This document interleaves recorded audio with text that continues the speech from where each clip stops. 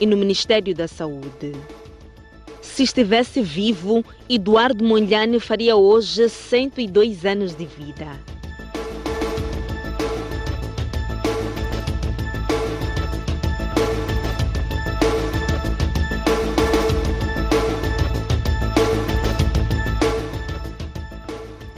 Boa noite. Falta de iluminação pode ter sido uma das causas da tentativa de evasão de 280 reclusos da cadeia distrital de Milange, na província da Zambésia. Houve registro de 5 vítimas mortais. Lamentando a ocorrência dos fatos, principalmente a perda de vidas humanas, nós não trabalhamos no sentido de criar condições para que se perca vidas humanas. Antes, pelo contrário, a nossa tônica de funcionamento é que as pessoas cumpram as suas penas, ressocializem-se e voltem ao convívio familiar. Lamentar este incidente. A penitenciária de Milange tem a capacidade para 100 reclusos, mas até o dia 13, quando houve a tentativa de evasão, 280 reclusos estavam no interior. Consta que, para evitar a fuga de reclusos, um guarda prisional disparou para cima, mas dada a fúria e para evitar o pior, foi obrigado a disparar contra os invasores. Nossos amigos queriam romper a porta para sair. Esta porta? Não. Do carrete. Então tá ali, como o chefe estava lá, quando gritou, eu saí da cozinha, eu fui para lá então vir fazer reforço, sermos pelo menos a segurar o carrete.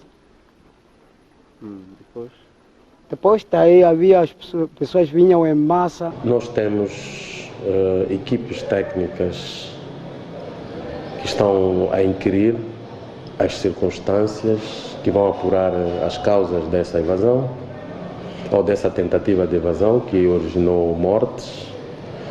Então, neste momento, nós estamos a aguardar que haja algum pronunciamento de quem de direito que esteja a liderar essas equipes. Nós, como serviços penitenciários, já tomamos as nossas medidas, que foi controlar a situação. Reforçamos os nossos efetivos da guarda. Na data dos factos estavam de serviço 2 agentes para cobrir o período noturno. Mas trabalhos que estamos a fazer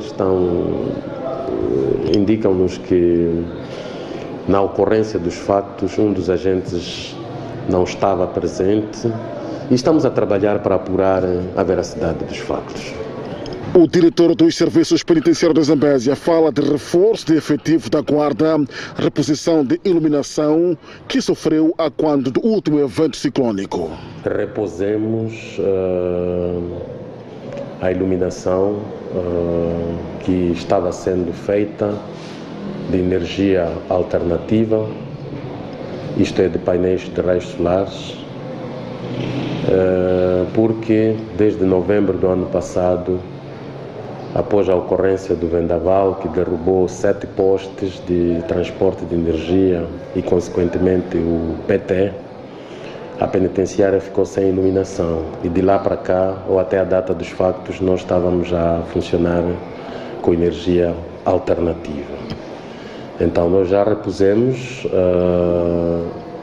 os painéis que tinham sido vandalizados pelos reclusos na sequência da tentativa da evasão. Em 2019, a nossa reportagem sabe que houve uma outra invasão, onde escapuliram pelo menos 22 reclusos. Na altura, os invasores amarraram o guarda prisional. A ministra da Justiça, Assuntos Constitucionais e Religiosos diz que em 10 dias a comissão de inquérito deve esclarecer a tentativa de fuga. Helena Kida diz também que o governo pagou as despesas de funeral das 5 vítimas. desde essa altura começamos a encetar esforços, primeiro para perceber exatamente o que é que se passou, até para percebermos qual é a fragilidade. Claro que denota alguma fragilidade e é verdade que encontram-se agora comissões, uma formada ontem ainda recentemente. Nós a nível central mandamos, a nível do Ministério, quadros do CERNAP, para que fossem, porque eu precisava de saber o que é que tinha acontecido, mas entretanto eu sei que foram criadas outras comissões também, o que é salutar, que é para percebermos o que é que aconteceu naquele estabelecimento penitenciário.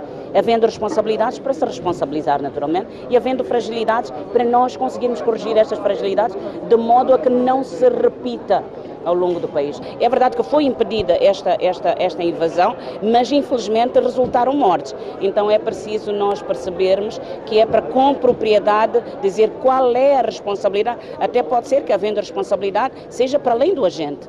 Não posso assumir hoje que a responsabilidade é deste agente, porque, e nós sabemos, estes agentes estão armados por alguma razão. Então penso que se aguardarmos com alguma serenidade, penso que até a próxima semana, porque as equipas estão a trabalhar e, entretanto, mais uma comissão criada que envolve também pessoas de outros setores, para que seja um trabalho imparcial. Não interessa, eu mandei uma equipa do Ministério, mas preciso de ter a sensibilidade de outros que não são do Ministério para perceber exatamente o que é que foi assumida a responsabilidade em relação, portanto, para que se desse um funeral condigno aos perecidos, mas naturalmente penso que há também um trabalho a fazer-se junto das famílias, que é para saber o que é que se pode fazer. Há responsabilidade, portanto, responsabilidade em tentar, não diria devolver a vida, porque isso não devemos conseguir fazer, mas minimizar a dor destas famílias que perderam os seus entes queridos. E realmente perguntava se teria havido excesso de zelo. Da informação preliminar que tínhamos é que estava no local, nessa data, um único agente penitenciário e eu pergunto-me, assim, sem querer tirar ilações, como é que um único agente poderia, de forma menos gravosa, conseguir impedir a evasão de 280, porque aí nós temos que pôr na balança também qual seria o efeito desta evasão se efetivamente tivesse acontecido. Eventualmente estaríamos a dizer, deve ter havido retirada de preso. Então eu penso que não queria ser leviana a tirar qualquer conclusão sem antes saber efetivamente o que se passou e responsabilizar. Por isso é que eu digo que a responsabilidade pode ir para além deste agente. Eu não posso assumir que este agente seja o responsável ou o único responsável. É todo um sistema, então temos que perceber o que é que falhou para que este agente tivesse que agir como agiu. E acredito que terão no mínimo 10 dias, estou a dizer não no mínimo, mas pelo menos no máximo, uns 10 dias que é para poderem dizer o que é que efetivamente aconteceu ali naquele estabelecimento penitenciário de Milhões. O Presidente da República empossou hoje a nova Vice-Ministra da Saúde. Farida Ursi tem pela frente o desafio de melhorar o atendimento hospitalar, acabar com a corrupção e crise de medicamentos. Juro por minha honra servir fielmente o Estado e a pátria moçambicana. Chama-se Farida Ursi, um quadro do setor da saúde com experiência de mais de 20 anos no setor, tendo exercido funções diversas com destaque para o de diretora de bloco operatório e de unidade de cuidados intensivos no Hospital Central de Maputo. Foi empossada esta segunda-feira para o cargo de Vice-Ministra da Saúde. Na ocasião, Filipe Nyusi exortou a dar o seu contributo no combate ao mau atendimento, corrupção, à crise de medicamentos nos hospitais, entre outros problemas que, apesar dos esforços, continuam a desafiar o setor. Há que reforçar a planificação, organização e gestão da logística hospitalar, como tenho estado a dizer, para estancar as irregularidades que habitualmente se verificam nas aquisições, armazenamento e distribuição de medicamentos, causando a sua ruptura, originada por roubos, falta de competência na gestão de estoques e fraco controle de qualidade, entre outros motivos. O chefe de Estado apelou ainda ao envolvimento do setor privado para a implementação de uma indústria farmacêutica nacional a curto ou médio prazo, por forma a reduzir a dependência de Moçambique. Não podemos continuar a comprar, se vai importar aspirinas, cloroquinas, não sei se se usa isso, algodão, etc. Eu queria que levassem isso a sério, tem que começar a médio prazo a produzir vacinas aqui em Moçambique. Não interessa ser vacina de Covid, porque o princípio é o mesmo. Mas arranquemos com a indústria farmacêutica nacional, vamos minimizar a recorrente falta e melhorar a rapidez na aquisição de medicamentos e outros produtos no setor de saúde público e privado. A empossada assumiu o desafio e diz estar preparada para contribuir na melhoria do sistema de saúde. Vou dedicar todo o meu esforço, a minha dedicação, como sempre fiz, portanto agora vai ser a dobrar, porque agora já não é só o Hospital Central, é o país inteiro que está, portanto, na expectativa de que as coisas vão melhorar um bocadinho, no sentido de melhorar, portanto, o atendimento, a qualidade de atendimento a nível dos hospitais. Até a altura da sua nomeação, Farida Ursi exercia o cargo de diretora clínica no Hospital Central de Maputo. Ainda hoje, o Presidente da República exigiu qualidade nos serviços do Instituto de Patrocínio e Assistência Jurídica. Na inauguração da nova sede do IPAJ, Filipe Nhusse salientou que os funcionários não se devem envolver em cobranças ilícitas. Passam a funcionar neste edifício localizado na Avenida Karl Marx, na cidade de Maputo, a Direção-Geral do IPAJ e a Delegação da capital do país. A infraestrutura custou ao Orçamento do Estado 690,4 milhões de meticais e tem 2 blocos subdivididos em 6 andares cada. Com o novo edifício, a Direção-Geral do IPAJ deixa de funcionar em instalações menores e parte delas arrendadas, e a Delegação da cidade de Maputo sai do edifício que tinha sido cedido pelo Ministério do Trabalho. Filipe Nhusse foi chamado a inaugurar a nova sede, visitou parte dos compartimentos para depois lançar desafios. Com esta infraestrutura moderna fica o desafio do IPAJ prestar serviços de qualidade à altura das exigências dos moçambicanos. Para além de exercer a defesa dos interesses individuais e coletivos, exortamos para que intensifiquem a vossa atuação na proteção do nosso ambiente em todas as suas dimensões. Filipe Nhusse garante que o seu governo vai continuar a apoiar o IPAJ, que acredita ser uma via de combate à corrupção. Uma das formas de combater a corrupção na justiça é o vosso trabalho, vocês que são funcionários dessa instituição. Como o vosso trabalho não é remunerável, espero que alguém não faça cobranças ilícitas, nunca ouvi os casos desses, e continue assim. E isso vai equilibrar bastante, porque mesmo aqueles que são corrompidos, ou os corruptores ou os corruptores poderão ter dificuldade se o vosso trabalho se estender ao longo de todo o território nacional com eficácia. O diretor-geral do IPAJ, Justino Tonella, aponta o desafio contínuo de estar presente em todos os distritos, contando com os 8 cujas instalações do IPAJ foram destruídas pelos ataques terroristas na província de Cabo Delgado. Aliás, o terrorismo matou naquela província um dos funcionários do Instituto. Também, como perspectiva, pretendemos reforçar o nosso quadro de pessoal com recursos humanos à altura dos desafios da instituição e lançamos aqui um desafio de que a carga horária para a formação do defensor público deve ser igual à carga horária para a formação do magistrado. Portanto, gostaríamos que passássemos da formação dos 45 dias para os cerca de 8 meses que os magistrados beneficiam de formação inicial. As obras de construção do edifício sede do IPAJ arrancaram em 2015 com a previsão de serem concluídas em 1 ano e 6 meses, mas por dificuldades financeiras só foram entregues em finais de maio de 2022 corrente. Maputo vai acolher no próximo mês de julho a Cimeira Moçambique-Portugal. Os preparativos para este encontro já estão a decorrer. A cooperação militar, política e diplomática estão entre os 3 temas em destaque. As delegações dos 2 países estiveram reunidas esta segunda-feira em Maputo para definir as datas da realização da 5ª Cimeira Bilateral Portugal-Moçambique.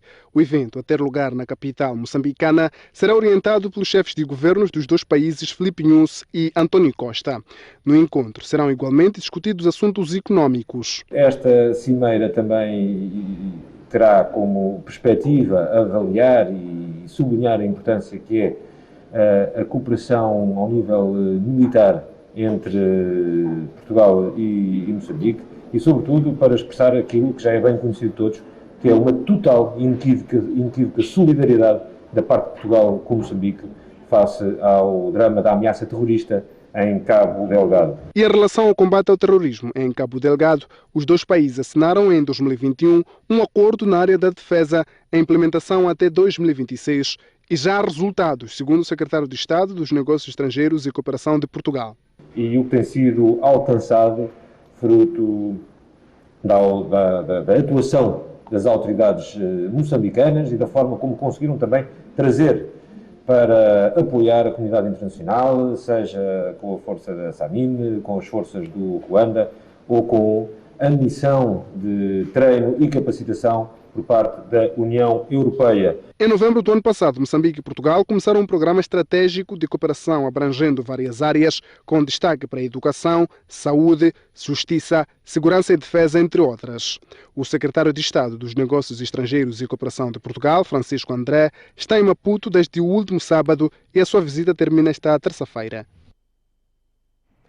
Os taxistas querem aumentar o preço por quilómetro para 50 meticais na cidade de Maputo. A tarifa não é ajustada há sensivelmente 7 anos. Os motoristas falam de elevados custos operacionais para justificar a subida do preço.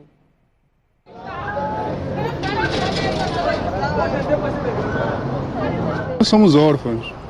Pagamos alguma taxa para o Conselho Municipal, mas nunca o Conselho Municipal andou atrás de nós para saber o que existe no concreto. Não está a ser fácil. Enfrentamos certas dificuldades, né? São taxistas que aguardam por uma resposta desde 2015. Nós apelamos quem é direito, né? Para que se faça uma revisão da relação à tabela dos preços. No entanto, dizem-se abandonados pela Assembleia Municipal da cidade de Maputo, que há 7 anos promete rever os preços. Os combustíveis, quando sobem, nunca nós subimos. Já estamos há mais de 5 ou 10 anos a trabalharmos com os mesmos preços. A tabela de preços em vigor prevê o pagamento de 100 meticais por quilómetro, valor que não é suficiente para cobrir as despesas operacionais. Pelo menos mais de 50 meticais. Mais ou menos 150 por quilómetro. Situação que é agravada pela subida do preço dos combustíveis. Parece que estou a trabalhar, mas não estou a ver o lucro.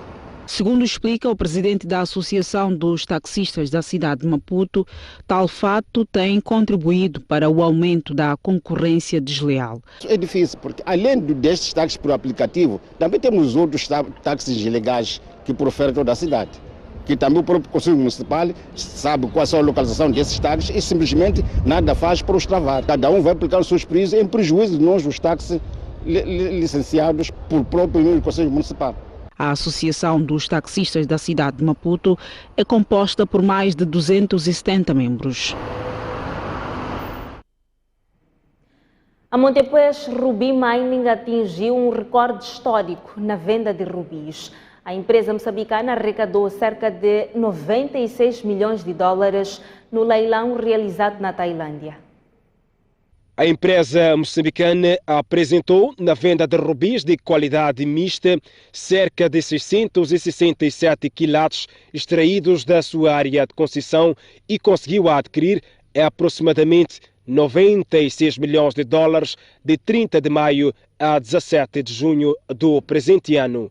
No leilão, 49 empresas fizeram lances e geraram receita com um valor médio global de cerca de 247 dólares por quilate, um novo recorde para qualquer leilão de rubis de qualidade mista. Dos 119 lotes apresentados, 112 foram vendidos, que corresponde a 94% e cerca de 64% dos quilates oferecidos também foram vendidos. Os rubis produzidos na província de Cabo Delgado têm tido maior procura no mercado internacional, sobretudo o asiático.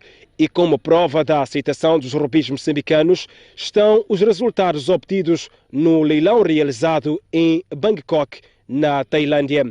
As receitas deste leilão serão repatriadas pela Montepuez Ruby Mine para garantir o pagamento pelo direito da comercialização. E agora saímos para uma curta pausa, mas antes a informação cambial para si que nos acompanha a partir da STV. Até já.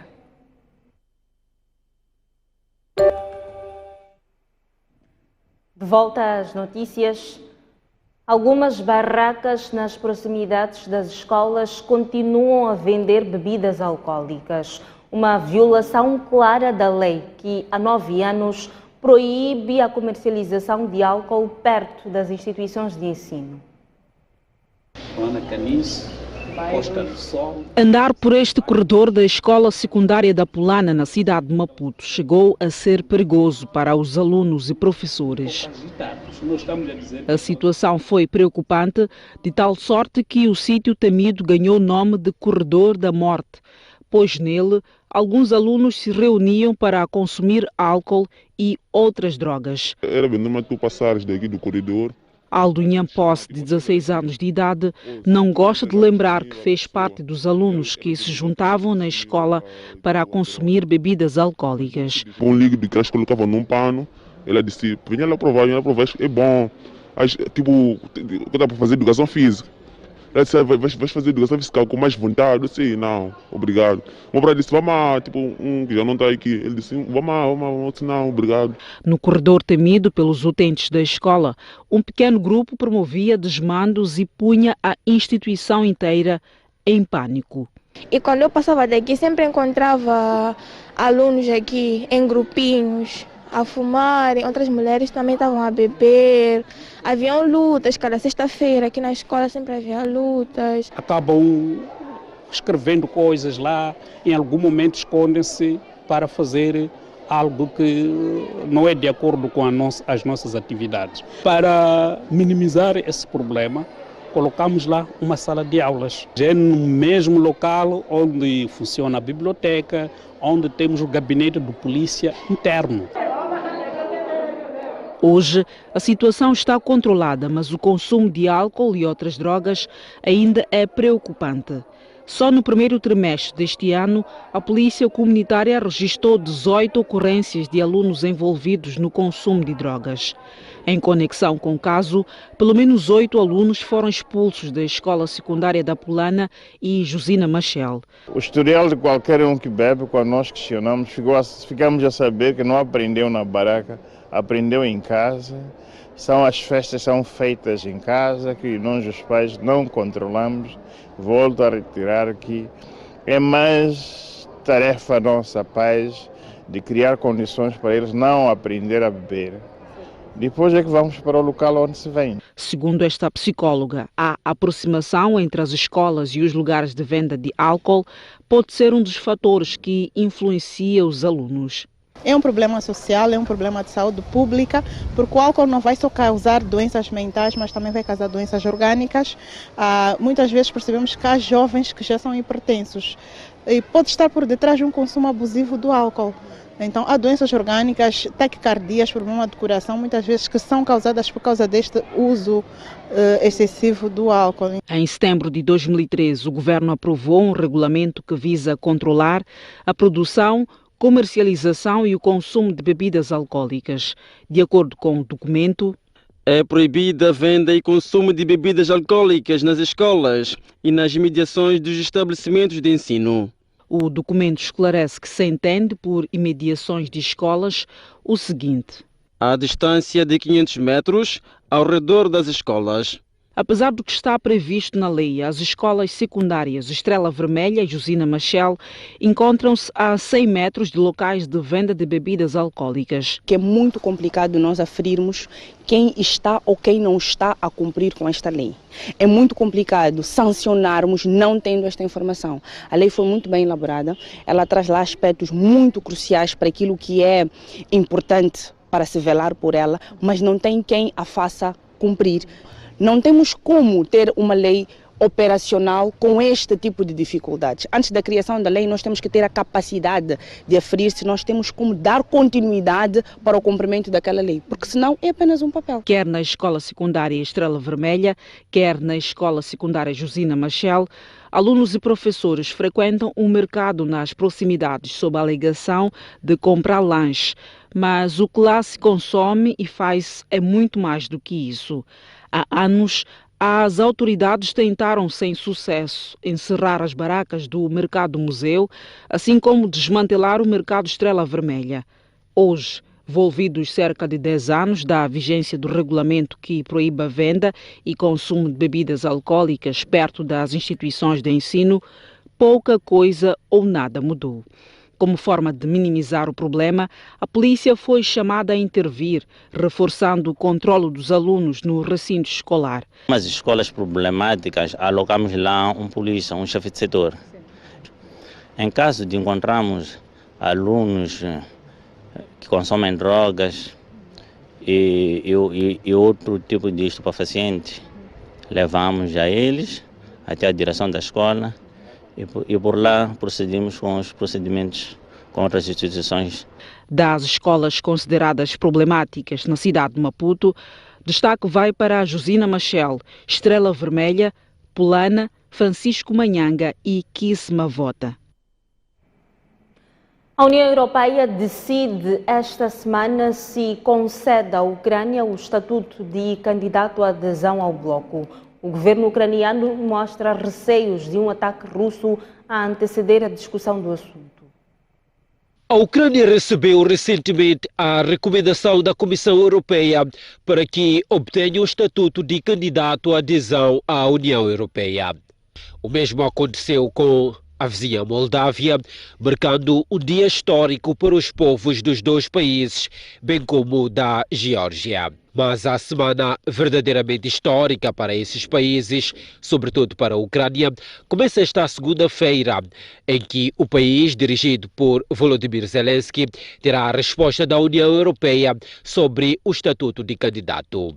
Neste contexto, os países membros da União Europeia reúnem-se quinta e sexta-feira para decidir se concedem oficialmente à Ucrânia o estatuto que tanto deseja. Para tal, será necessária a unanimidade dos 27 membros. Já o presidente ucraniano Volodymyr Zelensky disse temer que a Rússia intensifique os ataques esta semana antes da discussão sobre a candidatura da Ucrânia à adesão ao bloco europeu. Para Vladimir Putin, a Rússia não tem nada contra a adesão da Ucrânia à União Europeia, até porque se trata de uma decisão soberana aderir ou não às uniões econômicas. E o chefe da política externa da União Europeia diz que é inconcebível que não se exporte milhões de toneladas de trigo que permanecem na Ucrânia. O alto representante da União Europeia para os Negócios Estrangeiros, Josep Borrell, não só considera espantoso, como também entende tratar-se de um crime de guerra que milhões de toneladas de trigo continuem bloqueados na Ucrânia, enquanto as pessoas passam fome em diferentes países. Segundo o diplomata, não se pode de forma nenhuma imaginar que o bloqueio à exportação de cereais em alguns portos ucranianos dure muito mais tempo. Josep Borrell falava esta segunda-feira a sua chegada no Luxemburgo, onde vai decorrer uma reunião de ministros dos negócios estrangeiros da União Europeia. A Ucrânia é um dos principais fornecedores de trigo no mundo. Estima-se que o país conta neste momento com mais de 20 milhões de toneladas de cereais retidos em silos desde a invasão russa há 4 meses. É momento de observarmos mais uma curta pausa, mas antes a previsão do estado de tempo para as próximas 24 horas. Começamos pela capital. No Maputo são esperadas temperaturas de até 26 de máxima e 16 de mínima. Xai-Xai, 26 de máxima e 15 de mínima. Inhambane, 25 de máxima e 19 de mínima. A previsão de céu ligeiramente limpo em todo o sul do país. Avançamos ao centro, chuvas fracas e céu pouco nublado para a cidade da Beira. Em Sofala, 26 de máxima e 17 de mínima. Em Chimoio, Manica, a previsão de céu ligeiramente limpo, 19 de máxima e 10 de mínima. Chuvas fracas e céu pouco nublado para a Climane, na Zambésia, 16 de mínima e 27 de máxima. Céu ligeiramente limpo em Tete, 27 de máxima e 19 de mínima. Avançamos ao norte do país, começamos por Nampula, 26 de máxima e 17 de mínima. Lixinga, 8 de mínima e 20 de máxima. Por fim, Pemba, em Cabo Delgado, 29 de máxima e 19 de mínima. A previsão de céu ligeiramente limpo em todo o norte do país. Até já. Retomamos as notícias. Se estivesse vivo, hoje Eduardo Mondlane faria 102 anos de idade. O presidente da República, Filipe Nyusi, apela a todos os cidadãos moçambicanos a inspirarem-se nos ideais de Mondlane. Foi a 20 de junho de 1920 que nasceu em Uadjaane, no distrito de Manjacás, em Gaza, Eduardo Chivambo Mondlane. Por isso, este ano celebram-se 102 anos do seu nascimento. Através de uma mensagem publicada nas redes sociais, o presidente da República, Filipe Nyusi, convidou os moçambicanos a buscarem inspiração nos ideais de Eduardo Mondlane na busca de soluções para o combate aos males que enfermam a sociedade moçambicana. Nesta data em que o obreiro da Unidade Nacional completaria 102 anos de idade, convido todas as moçambicanas e todos os moçambicanos a se inspirarem nos ideais de Eduardo Mondlane na busca de soluções para o combate aos males que enfermam a sociedade moçambicana, dentre eles o terrorismo na província de Cabo Delgado e a pandemia da Covid-19. Tomemos igualmente o espírito de unidade nacional para juntos prosseguir a luta coletiva de desenvolver Moçambique e melhorar cada vez mais a vida de todo cidadão deste belo país. Olhamos agora o desporto. A Seleção Nacional de Basquetebol Sénior Masculina terminou em segundo lugar no Torneio Internacional de Benguela, que serviu de preparação para a qualificação ao Afrocan 2023. O selecionador nacional de basquetebol, Miguel Guamba, faz um balanço positivo da prestação do conjunto nacional. Foi boa, como sempre tivemos a dizer, o nosso objetivo era agradecer o convite de Angola com uma prestação aceitável. Construiu-se equipa e isso já é bom para os próximos desafios que nós tivermos. Eu acho que é uma vitória e é um segundo lugar que é tanto para o moçambicano e para todos nós. O torneio internacional de Benguela foi conquistado pela seleção principal de Angola. Atrás de Moçambique ficou Cabo Verde e o combinado angolano B ficou na quarta e última posição. A União Desportiva de Songo é líder isolado do Moçambola com 12 pontos. Os hidroelétricos venceram o Ferroviário de Nacala pela vantagem mínima. Um jogo da quarta jornada da prova. 3 semanas depois do interregno para dar lugar aos compromissos da Seleção Nacional, em Songo procurou-se disfarçar a falta de ritmo. Com efeito, Nelson fez o golo da vitória dos hidroelétricos e agudizou o sofrimento nas bandas de Nacala. Em Maputo, o sol não sorriu para os canarinhos, que na abertura da ronda cederam um empate caseiro diante do Ferroviário de Nampula a uma bola. No jogo de destaque da ronda, o campeão em título Black Bulls continuou sem vencer na Machava e até ganhou um susto, mas acabou por sair do terreno difícil dos Locomotivas da capital com 1 ponto. Na Beira, o ferroviário local empatou sem golos por culpa própria diante da Liga Desportiva. O Majed de Mucuba continua a lanterna vermelha e voltou a perder em casa, desta vez por 2-1 frente ao ferroviário de Lixinga. Apesar da crise financeira nas suas hostes, o Incomata apresentou este domingo sinais de vida ao vencer pela primeira vez esta época no campeonato. A vítima foi a Associação Desportiva de Vilanculo. Nas 3 primeiras posições da tabela estão a União Desportiva do Songo com 12 pontos, o Costa do Sol e o Ferroviário de Nampula com 10 pontos cada. Já nos 3 últimos lugares está a Associação Desportiva de Vilanculo com 3 pontos, os mesmos do Incomate e o Lanterna Madjed de Moncuba, que ainda não pontuou. Para trás o desporto, a STV estreia logo a seguir ao Jornal da Noite a telenovela Pega Pega. A produção brasileira é uma exaltação à moral e à decência. Esta é a nova proposta de telenovela da STV. Eu e este hotel já vivemos noites de glamour. Alô Tijuca, você tá no cancioneiro. No enredo desta história, há um roubo de 40 milhões de dólares do cofre de um luxuoso hotel, o que muda a vida de várias personagens. Pega Pega é uma história sobre a honestidade, a ambição, sobre sonhos e sobre a lealdade aos sentimentos. No enredo, a moral e a decência estão representadas através das escolhas das personagens.